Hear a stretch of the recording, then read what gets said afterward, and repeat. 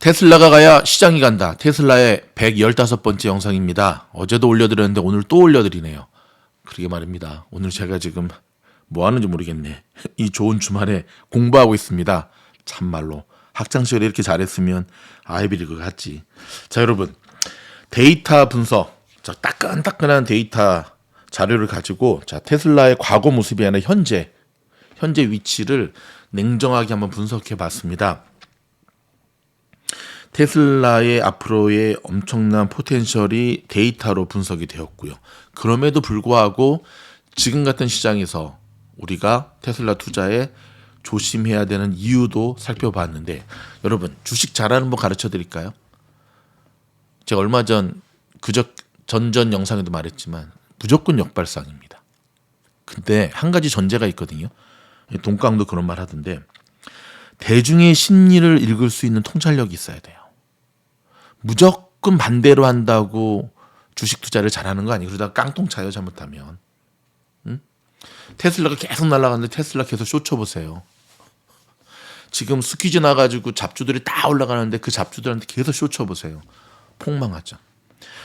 대중의 심리, 마켓의 심리를 읽는 가운데 역발상. 그렇다면 이게 어떻게 적용이 되냐면, 공포에 쩌들 때 여러분 쫄지 말아야 돼요. 그리고 모두가 정신줄 놓고 환호성을 부를 때 냉정하게 팔고 나올 수 있어야 돼요. 그렇다면 지금 테슬라의 위치는 어딘가? 어중간한 위치죠. 100일 때 비교하면 지금 뭐 잔치집이지만 여전히 고점에서 물려있는 전 세계 개미들의 입장에서 본다면 아직도 갈 길이 멀죠.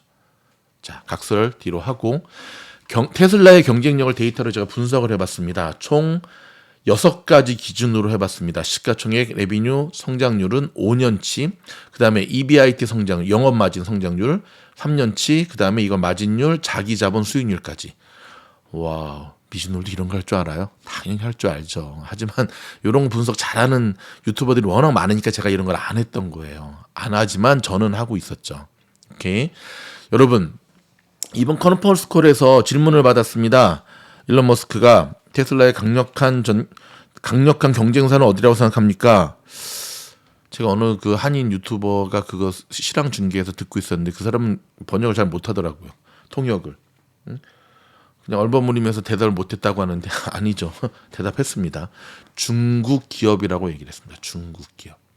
BYD를 일단 염두에 두고 하는 말 아닐까요? 그렇죠? 자, 그래서 여기 보면 제일 왼쪽에 노란 오렌지가 테슬라, 그 다음에 옐로우가 BYD, 그 다음에 폭스바겐을 왜 넣냐고요? 폭스바겐 CEO가 맨날 큰 소리 치잖아요. 5년 안에 테슬라 따라잡겠다. 글쎄. 그 다음에 요 그린이 GM, 그 다음에 요 녹색이 포드, 그 다음에 요 블루가 토요타. 일본 토요타는 늘까 말까 고민을 많이 했었는데, 여러분 그거 아십니까? 불과 몇 년 전만 하더라도요, 토요타가 자동차 회사 중에 시가총액 1위였어요. 정말요? 예. 근데 이제 토요타가 제 기억에도 그때 막 두드려 맞고 마른 수건에 막 뭐 쥐어 짜듯이 막 해가지고 막 좀 두드려 맞고 난 다음부터는 영 헤매고 있고, 제가 작년에 LA 아로쇼를 갔는데 토요타 쪽은 정말 볼 게 없더라고요. 무슨 무지갯빛만 해놓은 것처럼. 자, 일단 시가총액을 비교해 봤는데, 자, 테슬라 시가총액 이거보다 조금 더 높았죠. 이번에 주가 올라가지고 또 금요일날 500 넘었다 그랬죠. 예. 끝에가 빌리언입니다. 시가총액 기준으로 봤을 때 아직 BYD는요, 네, 하나 둘 셋, 아직도 4분의 1이에요. 폭스바겐도 그렇고, 그렇죠. 상대가 안 되죠. 오케이. 시가총액 첫 번째 요 기준이 바로 이제 시가총액에 대한 거였고요. 자, 그거에 비해서 이제 매출을 보면 테슬라는 되게 낮고, 여기서 제일 높은 게 어디죠? 폭스바겐이죠. 폭스바겐. 그 다음이 토요타. 그러니까 여러분, 이 매출이라고 하는 거는 장소로 말하면은 매상이에요, 매상. 근데 여러분, 매상이 높다고 돈 많이 버는 거 아니에요. 매상은 전체 레비뉴에서는 이제 빼야죠. 물건값 빼야 되고, 뭐 빼야 되고, 임금 빼야 되고, 뭐도 빼야 되고 해서 순수 마진, 우리가 그 네트라 그러죠. 그거에 비했을 때는 테슬라가 굉장히 낮아요. 이게 여러분 테슬라의 성장성을 이야기하는 거거든요. 자, 그러면서 자, 성장률을 봤더니 최근 5년 동안의 테슬라의 성장률을 봤더니 어떤 일이 벌어졌느냐? 와우, 테슬라가 47.41%. 대박이죠. 이 5년 동안 BYD는 26.48%. 거의 뭐 더블 스코어죠. 많이 따라왔음에도 그렇습니다.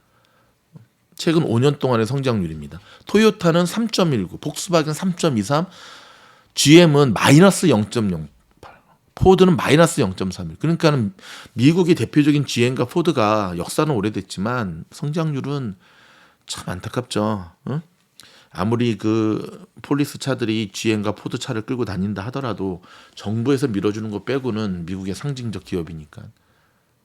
테슬라가 참 춤을 좀 트고 들어가면 참 좋은데 그걸 잘 못하네.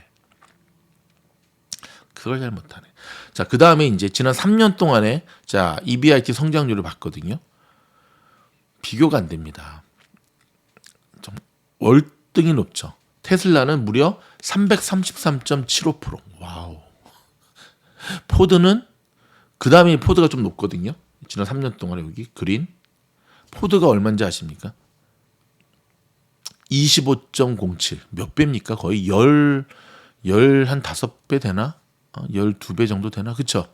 BYD는 23.30%, GM은 13.3, 폭스바겐 4.28, 토요타는 마이너스 2.99. 예, 일본 차례에서 제가 미연한 것도 있지만 이제 망하겠죠. 응? 그 다음에 이제 수익성 측면에서 따져봤을 때도 EBIT 데이터 마진을 보면 테슬라가 21.39예요. GM이 12.24, 토요타가 11.91, 폭스바겐 11.34, 포드는 10.99, BYD는 10.99. 얼마나 이 차이가 많이 나는지 알겠죠. 마지막으로 이제 높은 수익성을 자랑하잖아요, 여러분. 그 얘기 많이 들었잖아요. 테슬라 가격을 많이 깎아줘도 워낙 이 한 대 팔면 남는 게 많기 때문에 그렇죠. 이 높은 수익성, 자기 자본 수익률에도 그대로 나타나는데요. 테슬라가 32.24, 경쟁사인 포드가 22.49, GM이 14.55, 폭스바겐 10.99, 토요타는 9.29. 아, 현대차 하나 늘 거 그랬네. 근데 여러분 그거 아십니까? 테슬라가 이번에 가격 많이 할인해주면서 일간에서는 어이구 이제 한 대 팔면 남는 거 많이 줄어들었으니까 박리담회 해야겠네. 뭐 저도 그렇게 얘기를 했죠. 근데 이 한인 마켓들을 가보잖아요. 여기 미국에. 야, 잔머리들이 아무튼 혹시 이 영상 듣는 분들 가운데 한인 마켓 업주들 계시면 반성들 많이 하시기 바랍니다. 저는 그때 그 시절을 잊지를 못해요. 코로나 터져가지고 막 공급망 문제 생겨가지고 막 쌀 구하기 힘들 때 있었거든요. 오전에 갔을 때는 쌀이 10불이었는데 오후에 가니까 18불이 돼 있더라고. 몇 시간 만에. 그리고는 그 쌀 사가기 싫으면 진짜 묵혀뒀던 맛없는 재고쌀을 한쪽 코너에다 놓고 그거는 한 2불 싹 깎아놓고 잘 안 팔리는 재고품들을 여러분 이렇게 선반 통로 쪽에다 딱 몰아넣는 거 아시죠? 그만 얘기해야지 이제. 할인한다고 하지만 그런 회사들 정말 많이 봤죠. 저는 일명 양아치 회사들이라 그러는데 가격을 높여버려요. 그리고 거기서 깎아버려요. 이게 눈가리가 아웅이죠. 가격을 확 높인 다음에 50% 세일이래. 원래 100불에 팔던 거를 가격표를 200% 해놓고 마이너스 50% 해가지고 200불에서 100불. 근데 테슬라도 그런 거 좀 했던 거 아십니까? 테슬라가 코로나 기간 동안에 가격 슬금슬금 올렸던 기억 나십니까? 원자재 가격의 상승, 무슨 운송비의 상승, 뭐의 상승. 우리가 여기서 지금 도덕적 잣대를 들이대자는 게 아니라 그 올린 거에 불을 지금 할인을 했다는 것. 그렇다면 테슬라한테는 많이 남는다는 얘기겠죠. 장사꾼들은 절대 손해보고 안 팝니다. 자, 그렇다면 이 시점에서 우리는 모두가 테슬라에 대해서 지금 흥분하고 있을 때 어떠한 리스크 관리를 해야 되느냐에 대한 부분을 제가 지금 적어놨는데요. 이 자료를 제가 좀 찾아봤거든요. 자, 빨간 줄로도 제가 쭉 써놨습니다. One of the main risk factor DDDD invest DDDD target in term of growth. 그러니까 저는 이번에는 근데 조금 테슬라가 정신 차린 것 같더라고요. 실적 발표 때 보니까 수치, 넘버를 잘 얘기를 안 하더라고요. 전에 같으면 우리가 1년에 50%씩 하겠습니다. 몇 프로씩 하겠습니다. 이번에는 넘버를 잘 얘기 안 하고 구렁이 담 넘어가듯이 이렇게 뭐 그냥 이렇게 뭐 사이버 트럭도 올해부터는 이제 나올 건데 본격적인 생산은 뭐 내년부터 할 거고 이렇게 막 잘하는 거죠. 지금은 구렁이 담 넘어갔다 해야죠. 왜냐 아마 그런 생각 안 하십니까, 여러분? 테슬라가 실적 발표하기 전에 자기들 내부 회의에서 얼마나 많이 반성을 했을까요? 괜히 우리가 매년 50%씩 달성한다 큰 소리 쳤다가 지금 그것 때문에 얼마나 우리 주가의 발목을 사로잡는 얘기 안 했을까요? 당연히 했겠죠. 첫 번째 리스크가 바로 그거라는 거예요. 그거. 성장의 목표치를 달성하지 못했을 때 연이 12% 나왔잖아요. 그렇죠? 연평균 수익률 12%를 나타내는 어떤 모델도 있는데 그렇다면 이 EBT 수익률은 지금 테슬라 25%로 나오는데 계속 큰 소리 치잖아요. 우리 50% 달성 못했을 때는 그게 가장 큰 위기 중에 하나라는 거죠. 그리고 여전히 자 보세요. PE 비율 경쟁사보다 여전히 높아요. 물론 지난 5년 동안 많이 낮아졌음에도 불구하고 여전히 이것이 높다라고 하는 것. 다시 한번 얘기하지만 스스로 자기들이 이야기하는 성장 목표치를 달성하지 못했을 경우에 주가는 크게 하락할 수 있다는 게 저는 테슬라의 가장 큰 리스크. 재승뿐만 아니라 월가에서도 그런 얘기를 많이 하죠. 그러면서 그대로 나오는 게 이제 테슬라의 브랜드 가치입니다. 여러분, 제가 지난번에 소개해드렸던 그 한국의 경기 침체 그 영상 2가지 다큐멘터리 거기 보면 참 슬픈 얘기가 나오죠. 중국에서 더 이상 삼성전자의 핸드폰이 팔리지 않는 모습을 취재한 게 나오잖아요. 한때 중국에서 삼성은 애플과 함께 경쟁이었는데 이제는 삼성이 중국 시장 철수해야죠. 그게 바로 뭐 여러 가지 이유가 있겠지만 삼성의 브랜드 가치가 지금 완전히 삼성뿐만 아니죠. 한국의 수많은 화장품 그렇죠. 그러니까 이 정도 되는 기업이 되면 이 브랜드 가치가 굉장히 중요한 역할을 차지하는데 지금 이 테슬라의 브랜드 가치가 지금 위험 요소에 직면하고 있다는 겁니다. 그 이유는 잘 아시겠지만 CEO 때문에 그렇죠. 그러니까 CEO가 올려놨다가 CEO가 내려놨다가 자, 그다음에 이제 여기 또 자료 하나 지금 가지고 왔는데요. 자, 요 자료에 따르면 주식 시장이 5% 하락할 때 테슬라는 10% 하락하게 돼 있다는 겁니다. 와. 이제 이 리포트에 이제 이 6천만 베타의 2.03의 이제 이 자료의 분석 자료거든요. 따지면 시장이 5% 떨어질 때 테슬라가 10% 떨어질 수 있다는 것. 자, 아까도 잠깐 언급을 했지만 여전히 높은 테슬라의 밸류에이션. 그렇지만 많이 낮아졌어요. 예전에 72.3이었는데 지금 36.36으로 많이 낮아졌죠. 그럼에도 불구하고 자, 지금 우리가 테슬라의 리스크 이런 부분들을 고려해야 된다는 거. 그럼에도 불구하고 자, 결론을 제가 말씀드리면 혹자들은 이런 얘기를 하죠. 테슬라가 이제 경쟁사들의 맹추격에 따라 조전을 면치 못하고 쩍쩍쩍쩍쩍쩍 맞긴 한데요.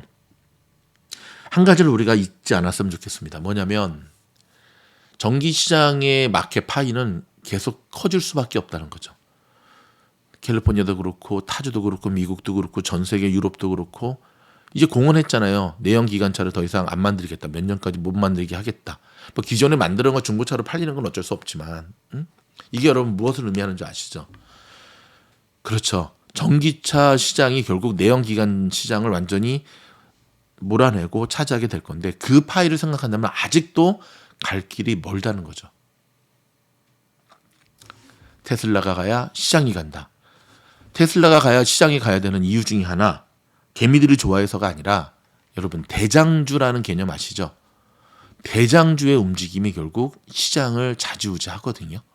이슈화되는 기업들, 그 종목들, 테슬라의 뉴스들인 연일 뭐 야후나 뭐 CNBC나 뭐 인베스팅닷컴에서 헤드라인을 차지하는 이유가 바로 여기 있습니다. 소외당하는 주식은 결코 갈 수 없다는 사실을 기억하시면서 계속해서 미주노래 영상이 도움이 됐다고 한다면 좋아요 한 번만 좀 눌러주시죠. 그럼 지금처럼 좋은 영상에 양질의 영상으로 보답하겠습니다. 고맙습니다.